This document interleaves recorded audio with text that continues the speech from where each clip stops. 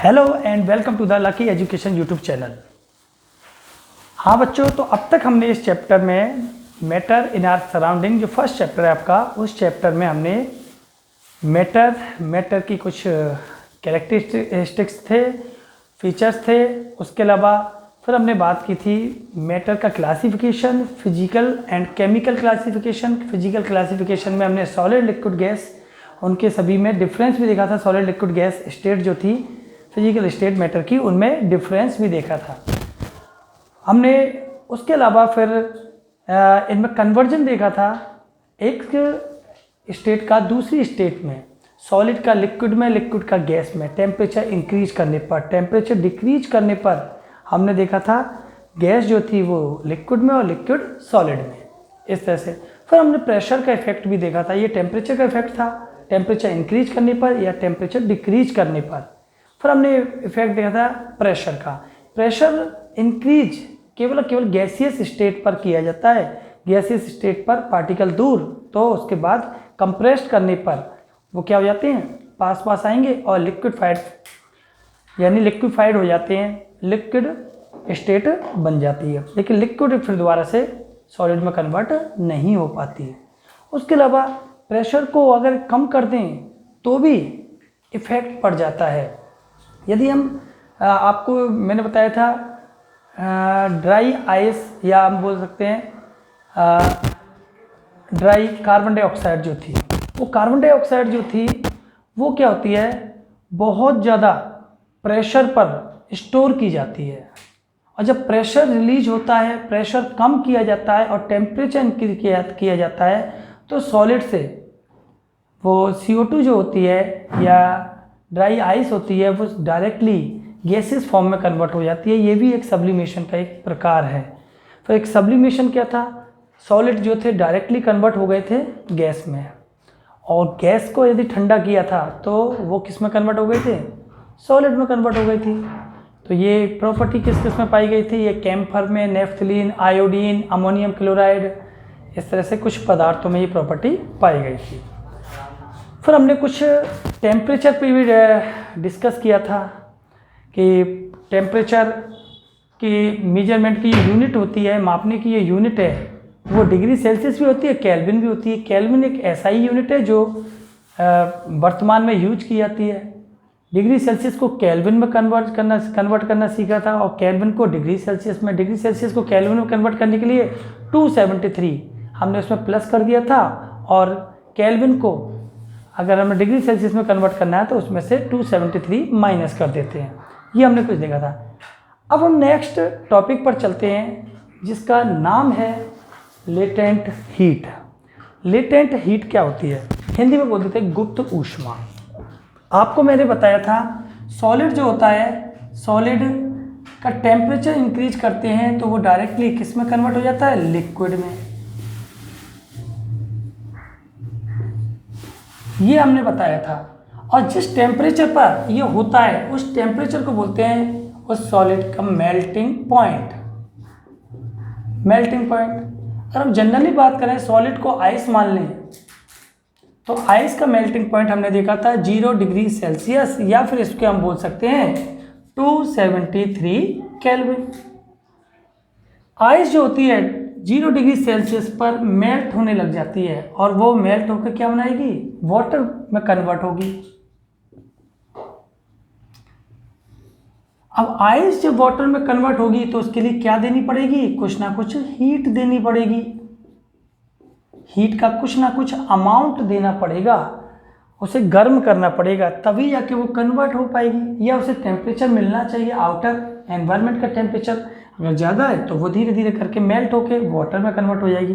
तो latent heat का जो कॉन्सेप्ट है उसको हम क्या समझेंगे, the amount of heat which is required to convert solid state of matter into liquid state of matter, और liquid state of matter into gaseous state of matter. या हम बोल सकते हैं one state into another state. इसका मतलब क्या है, दोबारा बोल रहा हूँ मैं, द अमाउंट ऑफ एनर्जी बोल लो या हीट बोल लीजिए यहाँ पर, the amount of heat which is required to convert one physical state of matter into another physical state of matter, यानी पदार्थ की किसी एक अवस्था को दूसरी अवस्था में कन्वर्ट करने के लिए कुछ ना कुछ हीट देनी पड़ती है, एनर्जी देनी पड़ती है। उस एनर्जी का जो अमाउंट होता है, मात्रा होती है, उस मात्रा को क्या बोलते हैं? Latent heat.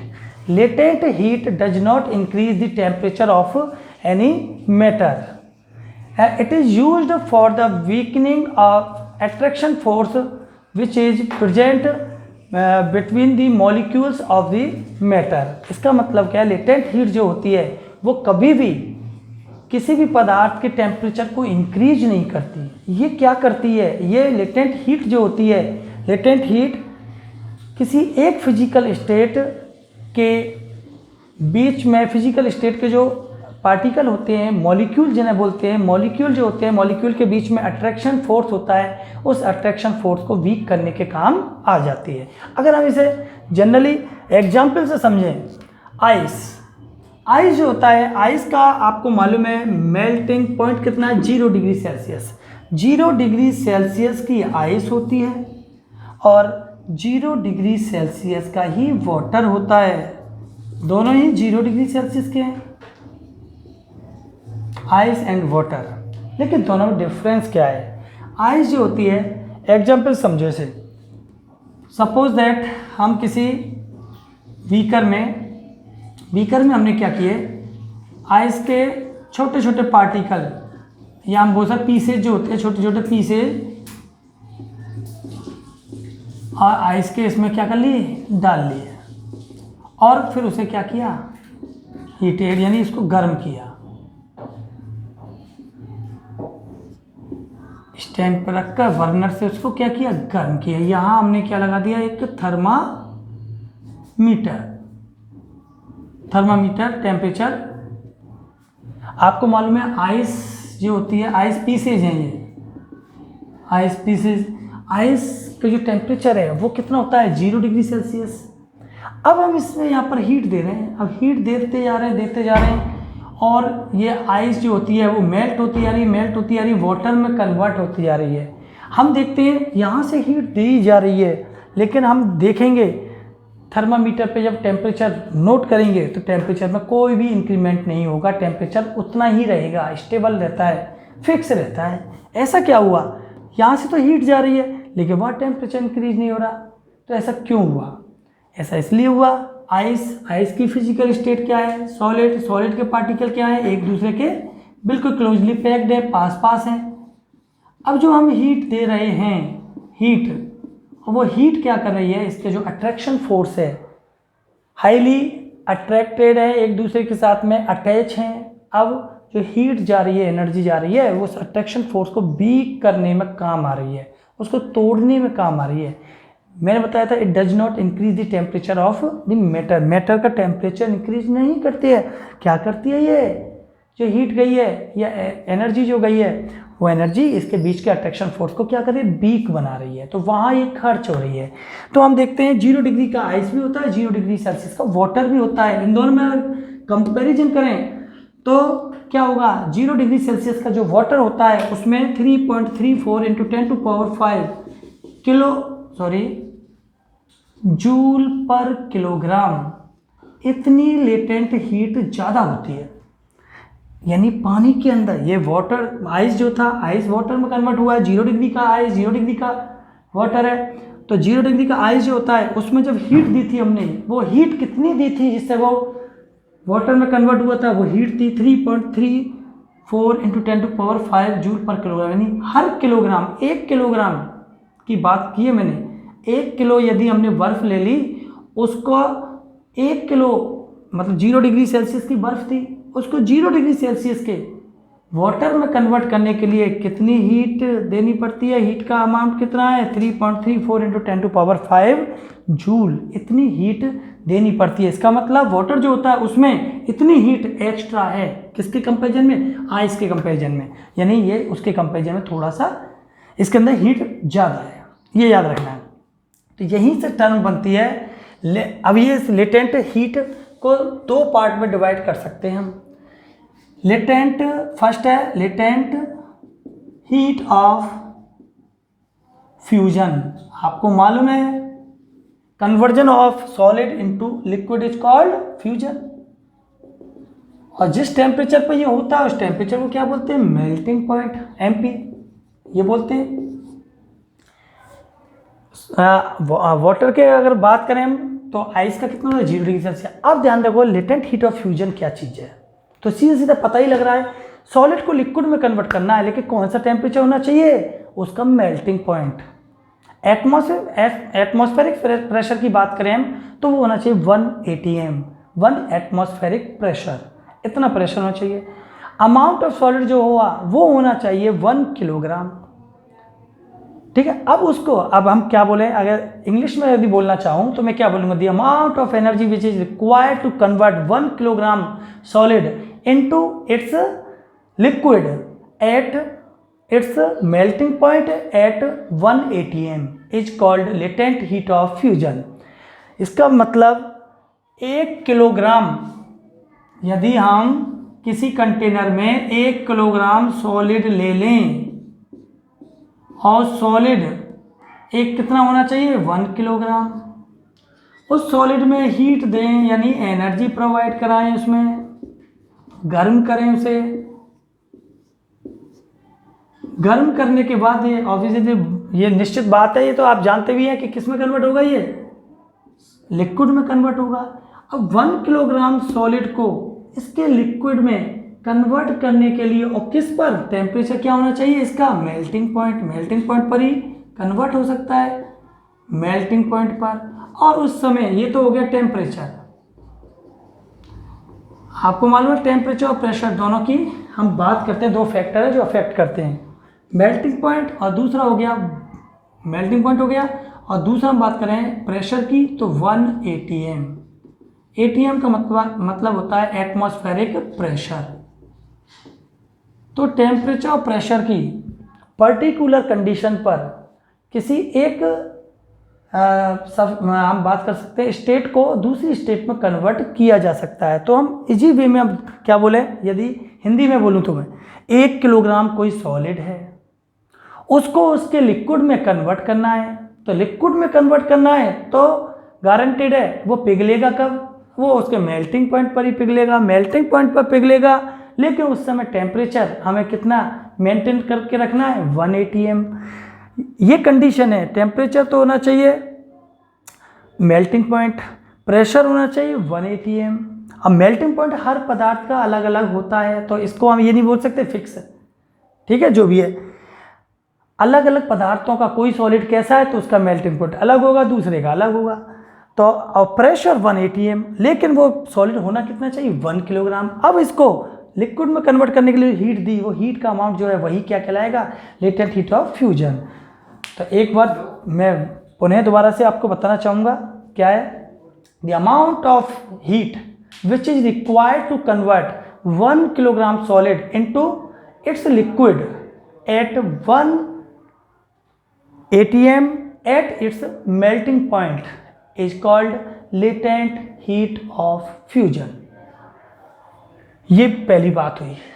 अब हम दूसरी बात करें, यानी लेटेंट हीट के 2 पार्ट हो गए, 2 टाइप हो गए। पहला हो गया लेटेंट हीट ऑफ फ्यूजन और दूसरा हो गया लेटेंट हीट ऑफ इवेपोरेशन। अब देखो, हम जानते हैं सॉलिड कन्वर्ट होता है, टेम्परेचर इंक्रीज करते हैं तो लिक्विड में, और लिक्विड को इसमें कन्वर्ट होता है गैस में। इस प्रोसेस को क्या बोलते हैं? वेपोराइजेशन।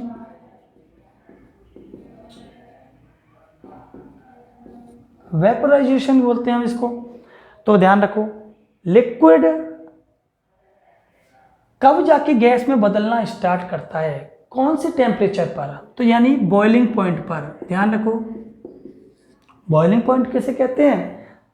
जिस टेम्परेचर पर कोई भी लिक्विड उबलने लग जाता है और गैसियस स्टेट में कन्वर्ट होने लगता है, वो टेम्परेचर कहलाता है बॉइलिंग पॉइंट। अगर हम वाटर की बात करें तो वाटर का बॉइलिंग पॉइंट जो होता है 100 डिग्री सेल्सियस। ये वाटर के लिए तो फिक्स है, वाटर के लिए ये 100 डिग्री सेल्सियस है। अलग अलग एल्कोहल का 78 डिग्री सेल्सियस होता है, अलग अलग लिक्विड का बॉइलिंग पॉइंट भी क्या होगा, अलग अलग होगा। तो अब यहाँ पर भी वही डेफिनेशन है, केवल और केवल क्या कर देना है, यहाँ से सॉलिड हटा के क्या कर देना है, यहाँ पर लिक्विड कर देना है,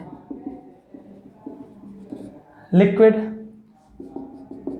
और ये सभी कंडीशन एक रहेंगी। मेल्टिंग पॉइंट की जगह आपको क्या कर देना है, बॉइलिंग पॉइंट। मेल्टिंग पॉइंट की जगह क्या कर देंगे आप, बॉइलिंग पॉइंट। बस देखिए अब क्या बोलेंगे, the amount of heat which is required to convert 1 kilogram liquid, वहाँ 1 किलोग्राम सॉलिड था, लेकिन ये क्या कर देंगे यहाँ पर 1 kilogram liquid into its vapour, vapour बोल देंगे यहाँ पे। ये दोबारा बोल रहा हूँ, the amount of heat which is required to convert 1 kilogram of liquid into its vapour at boiling point at 1 atm is called latent heat of evaporation.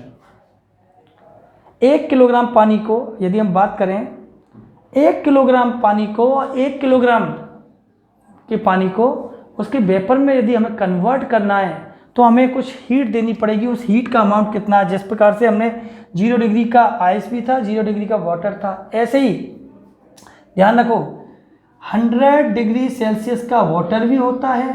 Water means कौन सी स्टेट, लिक्विड स्टेट। और 100 degree Celsius की steam भी होती है, भाप भी होती है। ये कौन सी स्टेट है, गैस। तो 100 डिग्री वाटर के कंपैरिजन में 100 डिग्री सेल्सियस की जो गैस होगी यानी स्टीम जो होती है उसमें कितनी एनर्जी ज़्यादा होती है, ध्यान रखना। अब उसमें लेटेंट हीट प्रेजेंट होती है, वो कितनी होती है 22.5 इंटू 10⁵ किलो सॉरी जूल पर किलोग्राम। यानी 1 किलोग्राम हमने 100 डिग्री सेल्सियस वाला वाटर लिया, 1 किलोग्राम हमने वाटर लिया, उसका टेम्परेचर हमने इंक्रीज किया 100 डिग्री सेल्सियस से, और फिर उसमें किस में कन्वर्ट होगा, वो वेपर में कन्वर्ट होना स्टार्ट होगा, यानी स्टीम। तो ऐसा बोल लो, बोली 100 डिग्री सेल्सियस के वाटर के कंपैरिजन में 100 डिग्री सेल्सियस की स्टीम जो होती है उसमें 22.5 इंटू 10⁵ जूल पर किलोग्राम क्या होती है, लेटेंट हीट ज़्यादा होती है। लेकिन इसकी मास कितना होना चाहिए, इसका वेट कितना होना चाहिए, 1 किलोग्राम। जो हमने पानी लिया है 1 किलोग्राम होना चाहिए। 1 किलोग्राम जो पानी है 100 डिग्री सेल्सियस वाला, उसके कंपैरिजन में जो उसकी स्टीम बनेगी उसमें इतनी हीट, लेटेंट हीट क्या होगी, ज़्यादा होगी। तो यही कारण है कि आप देखते हैं कि 100 डिग्री सेल्सियस का जो वाटर है गर्म पानी है, और एक 100 डिग्री सेल्सियस वाली जो उसकी स्टीम है, स्टीम जो होती है वो ज़्यादा गर्म होती है। किसके कंपैरिजन में, 100 डिग्री सेल्सियस के वाटर के कंपैरिजन में। तो हमने क्या देखा, हमने देखा 0 डिग्री के कंपैरिजन में, 0 डिग्री के आइस के कंपैरिजन में 0 डिग्री सेल्सियस का जो वाटर होता है उसमें 3.34 इंटू 10⁵ जूल पर किलोग्राम इतनी क्या होती है, लेटेंट हीट छुपी हुई होती है इसके अंदर। ऐसे ही 100 डिग्री सेल्सियस का वाटर के कंपैरिजन में 100 डिग्री सेल्सियस की जो स्टीम होगी उसमें 22.5 इंटू 10⁵ जूल पर किलोग्राम इतनी लेटेंट हीट ज़्यादा होती है। तो इसका मतलब 100 डिग्री सेल्सियस ने इतनी हीट एब्जॉर्ब की है, तब जाके वो किस में कन्वर्ट हुआ है, स्टीम में। ऐसे ही आइस जो होती है इसने 3.34 इंटू 10⁵ जूल ये क्या किया, एब्जॉर्ब किया है, तब जाके 0 डिग्री सेल्सियस का वाटर बना है। यदि हम बात करें किसी पदार्थ को हमें 0 डिग्री सेल्सियस के पानी में लेके अगर आप ठंडा करना चाह रहे हैं और 0 डिग्री की बर्फ़ में ठंडा करना चाह रहे हैं, तो किस में ज़्यादा ठंडा होगा, तो ठंडा किस में होगा, 0 डिग्री सेल्सियस की बर्फ़ में। इसका कारण क्या है, इसका कारण यह है 0 डिग्री सेल्सियस की जो बर्फ़ होती है वो क्या होती है, इसमें हीट नहीं होती, इसमें हीट होती है, इसमें पहले से होती है। तो ये 0 डिग्री सेल्सियस की जो आइस है वो उसके अंदर किसी पदार्थ को हमने रखा ठंडा करने के लिए, खाने को या किसी भी चीज़ को ठंडा करने के लिए रखा, तो ये 0 डिग्री सेल्सियस की जो बर्फ़ है 0 डिग्री सेल्सियस के पानी में बदलने के लिए कितनी हीट लेगी उस पदार्थ से? 3.34 × 10⁵ जूल हीट उससे एब्जॉर्ब करेगी। अब एब्जॉर्ब करेगी तभी जाके वो इसमें कन्वर्ट हो पाएगी। अब किसी पदार्थ से हीट जब निकल जाएगी तो वो पदार्थ कैसा हो जाएगा? ठंडा हो जाएगा। जबकि 0 डिग्री सेल्सियस के वाटर के साथ ऐसा नहीं होगा, क्योंकि उसके अंदर पहले से हीट प्रेजेंट है। अब हम बात करें 0 डिग्री सेल्सियस का जो वाटर है उसके कंपैरिजन में 0 डिग्री सेल्सियस की स्टीम, हीट किस में ज़्यादा है? 0 डिग्री सेल्सियस की स्टीम में हीट ज़्यादा है। अब हीट इसमें ज़्यादा है तो ये हीट जो होती है ये सिकाई वगैरह के काम आ सकती है। क्यों? उसमें हीट ज़्यादा है, इसमें हीट कम है। अब इसको यदि हम अपने बहुत से पेशेंट वगैरह होते हैं उनको यदि सिकाई करने के लिए स्टीम भर के वहाँ यूज की जाती है, तो ये क्या होगी? ये हमें ध्यान रखना है, ये वाटर जो होता है इसके अंदर हीट ज़्यादा है तो ये तो अपना निकालेगा। ये जो होगा 0 डिग्री सेल्सियस की आइस होगी वो हीट लेगी। यहाँ पर जी 100 डिग्री सेल्सियस का वाटर है वो हीट क्या करेगा? वो एब्जॉर्ब करेगा और ये हीट क्या करेगा? ये रिलीज करेगा। तो दोनों अपोजिट चीज़ें हैं, या ऐसा ही बोल सकते हैं, अगर लिक्विड को सॉलिड में कन्वर्ट करना है तो इतनी हीट निकालनी पड़ेगी। ऐसे ही स्टीम को या गैस को लिक्विड में कन्वर्ट करना है तो 22.5 जूल 22.5 × 10⁵ जूल उसे क्या करनी पड़ेगी? रिलीज करनी पड़ेगी। तो ये बच्चों कॉन्सेप्ट है लेटेंट हीट का। इससे रिलेटेड अब आप इससे रिलेटेड कुछ क्वेश्चंस वगैरह आते हैं। हम अपने हाथ पर जब स्पिरिट डालते हैं तो स्पिरिट जो होती है वो सॉलिड फॉर्म में होती है। अब सॉलिड फॉर्म में स्पिरिट है, सॉरी सॉलिड बोल रहा हूँ, लिक्विड होती है। अब वो जाती है तो लिक्विड अब सीधा किस में? वेपर में कन्वर्ट होता है। अब वेपर में कन्वर्ट होने के लिए लिक्विड को वेपर में कन्वर्ट होने के लिए किसकी ज़रूरत होती है? लेटेंट हीट की। अब वो यहाँ के हीट लेगा। अब लेने के लिए क्या है हमारे पास? हमारे यहाँ के स्किन है तो हमारी बॉडी से वो हीट एब्जॉर्ब करेगा। कौन? जो हमने स्पिरिट डाली थी अपने हाथ पर। अब वो वहाँ से लेके और वो वेपराइज होगा, वेपर में कन्वर्ट होगा, लेकिन हमारी बॉडी में से हीट निकल गई तो हमें ठंडा महसूस होगा। उसके अलावा और हम बात करें तो हमारे घर में पॉट होता है, मटका होता है। मटके में क्या होते हैं? बहुत सारे मटके के अंदर पॉट, ये है मटके में क्या होते हैं? छेद होते हैं, पोर्स होते हैं बहुत सारे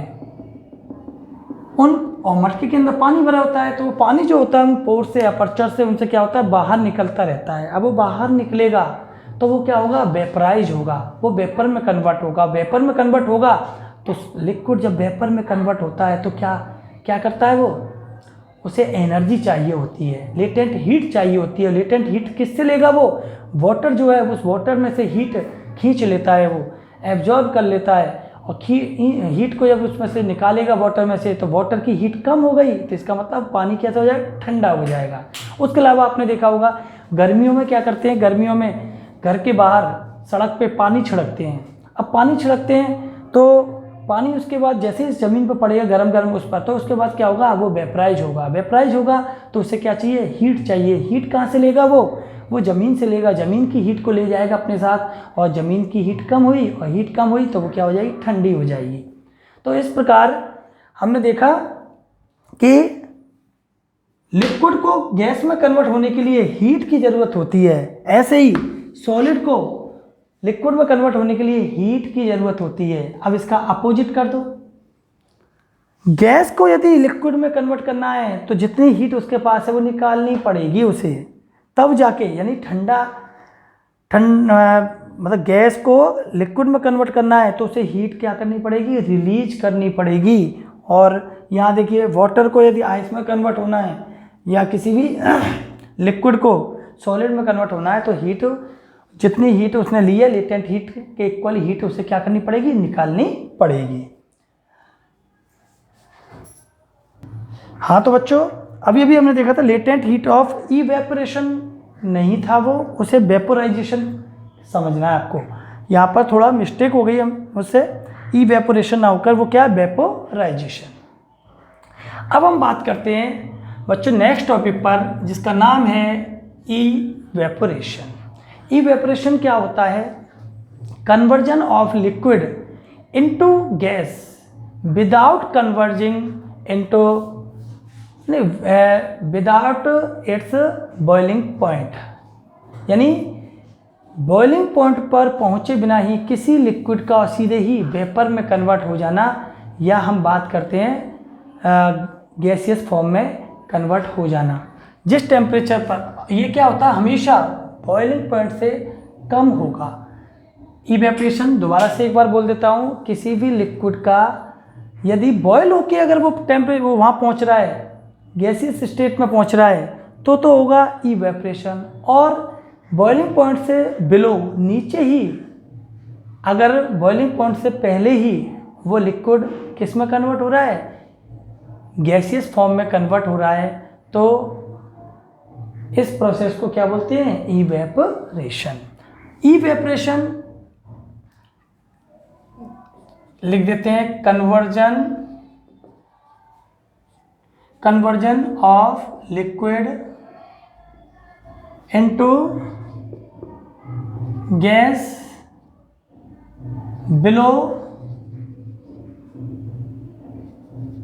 below its boiling point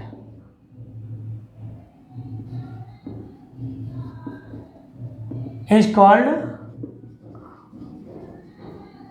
evaporation।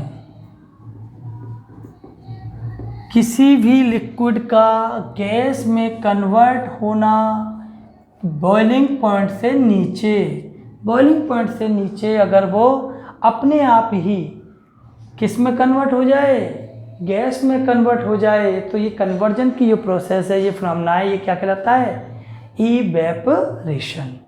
जैसे आपने देखा होगा रिवर्स वगैरह होती हैं, पॉन्ड्स वगैरह हैं, इनमें वाटर जो भरा होता है, अब कभी पानी उबलता तो है नहीं है कि वहाँ कोई नीचे भट्टी लगा रखी हो जिससे वो उबल रहा हो, उबलता तो है नहीं है, लेकिन अपने आप ही वो किस में कन्वर्ट होता रहता है, वाटर वेपर में कन्वर्ट होता रहता है, यानी स्टीम बनती रहती है और वो जाती रहती है। वाटर वेपर होती है, स्टीम तो नहीं बोलेंगे, वाटर वेपर, वो वाटर वेपर में कन्वर्ट होता रहता है। तो ये जो प्रोसेस है ये क्या कहलाती है, इवेपोरेशन। इवेपोरेशन को इफेक्ट करने वाले कुछ फैक्टर्स हैं, देखिए कौन कौन से फैक्टर्स हैं जो इवेपोरेशन को इफेक्ट करेंगे। सबसे पहला है temperature. Temperature is directly proportional to the evaporation, या ऐसे बोल दो, evaporation is directly proportional to the temperature. Temperature यदि इंक्रीज हो गया, हमारे एटमॉस्फेयर का टेम्परेचर बहुत ज़्यादा हो गया, तो गारंटी है इवेपोरेशन ज़्यादा हो जाएगा, रेट ऑफ इवेपोरेशन इंक्रीज हो जाएगी, बढ़ जाएगा। जैसे आपने देखा होगा कि हम कपड़े सुखा रहे हैं, अगर कि गर्मी ज़्यादा है, टेम्परेचर हाई है, हाई टेम्परेचर है, तो इवेपोरेशन ज़्यादा होगा, उसके अंदर से वाटर जो होगा, कपड़े जो गीले कपड़े होते हैं, वाटर क्या होगा, वेपर की फॉर्म में उड़ता जाएगा और जल्दी कपड़े सूख जाएंगे। तो टेम्परेचर हाई तो इवेपोरेशन, मतलब temperature high evaporation high, temperature low हुआ यानी ठंड पड़ रही है, तो इवेपोरेशन भी क्या होगा, लो होगा, कम होगा, कपड़े देर से सूखेंगे। पहला हो गया। दूसरा हम बात करें तो आप बात कर सकते हैं सरफेस एरिया। सरफेस एरिया, अब देखिए सरफेस एरिया के भी क्या इवेपोरेशन डायरेक्टली क्या होता है, प्रोपोर्शनल होता है। सरफेस एरिया इंक्रीज तो evaporation increase, surface area decrease तो इवेपोरेशन भी डिक्रीज।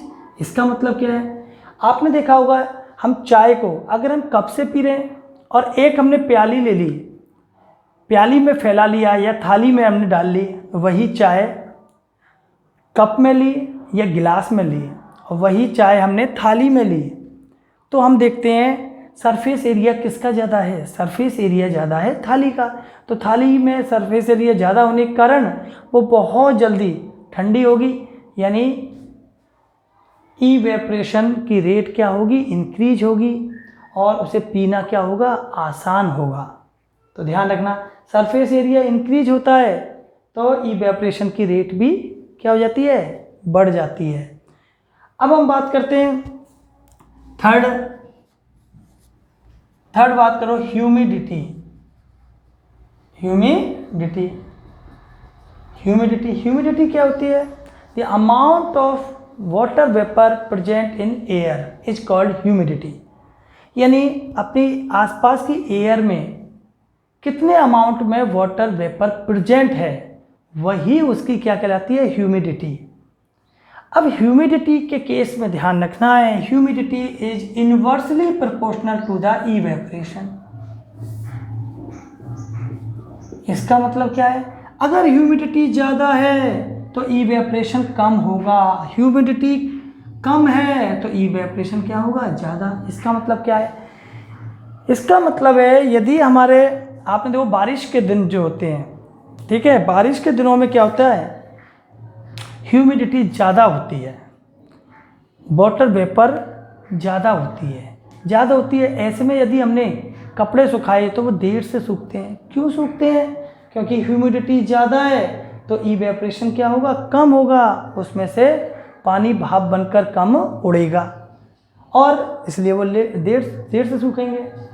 उसके अलावा अगर ह्यूमिडिटी कम है, यानी ड्राई, हमारा ये मौसम साफ, मतलब ड्राई है, ये ड्राई वेदर है, तो उस समय इवेपोरेशन की रेट क्या हो जाएगी? इंक्रीज हो जाएगी और कपड़े जल्दी सूख जाएंगे। ये हो गया। फिर हम बात करते हैं नंबर 4, स्पीड ऑफ विंड। इसके भी डायरेक्टली इवेपोरेशन क्या होता है? डायरेक्टली प्रोपोर्शनल होता है। यानी अगर विंड की स्पीड ज़्यादा है तो इवेपोरेशन ज़्यादा होगा, विंड की स्पीड कम है तो इवेपोरेशन क्या होगा? कम। तो यानी इवेपोरेशन को इफेक्ट करने वाले हमारे पास कितने? 4 फैक्टर्स हैं। पहला फैक्टर हो गया आपका टेम्परेचर इंक्रीज, इवेपोरेशन इंक्रीज। दूसरा हम बात करते हैं सरफेस एरिया इंक्रीज, इवेपोरेशन क्या होगा? इंक्रीज होगा। थर्ड है ह्यूमिडिटी इंक्रीज, लेकिन ये ध्यान रखना है इवेपोरेशन की रेट क्या हो जाएगी? डिक्रीज। और फोर्थ है आपका स्पीड ऑफ विंड इंक्रीज, तो इवेपोरेशन क्या हो जाएगा? डिक्रीज।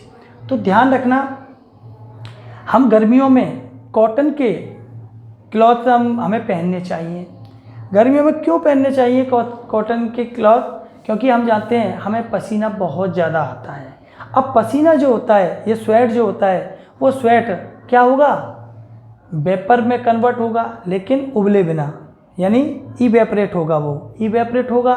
तो उस समय लेटेंट हीट की क्या होगी? ज़रूरत भी होती है। तो बॉडी में से लेटेंट हीट निकाली जाएगी, ठंडापन महसूस होगा। लेकिन जो हमारा पसीना निकला है, उस पसीने को बहुत जल्दी, मतलब क्विकली एब्जॉर्ब करने के लिए कौन से क्लॉथ में बेस्ट होते हैं? वो होते हैं कॉटन के क्लॉथ्स।